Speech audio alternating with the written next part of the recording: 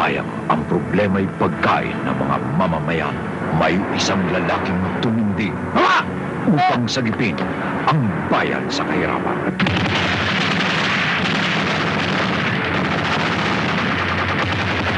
Inihahandog ng Arthur Films International sina John Regala at Roy Vincent mula sa direksyon ni Jose Kaka Balagtas. Wala ka ng lupang tatapakan. Baka naman antok lang yan. Kahapon sila'y magkumparing buo.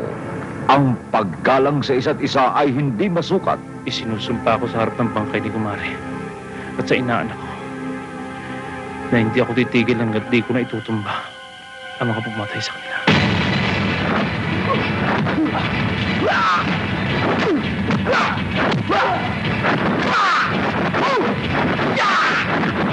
Maging tapat kayo sa akin. Isa lang ang nakatalo niya bago siya pinatay.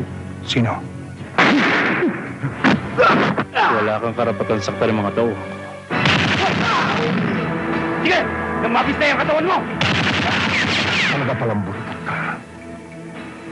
Pero patutunayan ko sa'yo. Mas buripot ako sa'yo.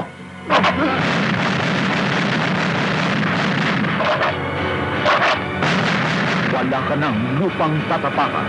Kasama rin sina Ana Capri, Teresa Loizaga, Marites Samson, Ursula Ortiz, Paquito Diaz, Roberto Gonzalez, Berting Labra, Levi Ignacio, Vic Belaro, at Jess Lapid Jr.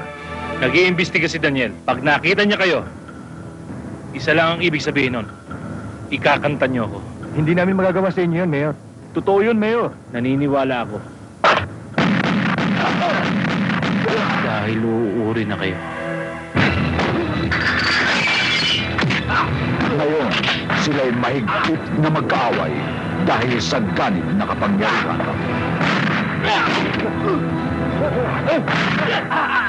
Ang pagiganti ng isang naapi ay dumarating na parang magnanakaw. Kahit gaano katatag ang isip, tinatalo pa rin yun ng puso.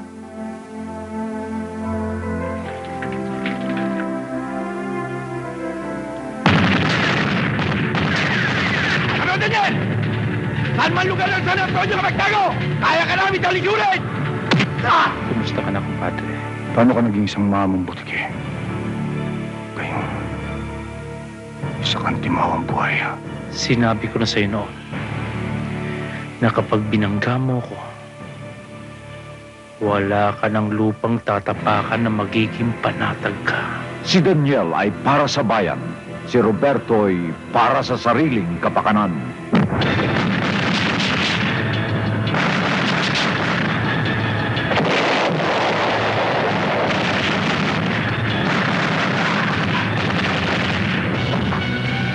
Kapag apoy at tubig nagbanggaan, sasabog ang dugo sa lupang tinatapakan.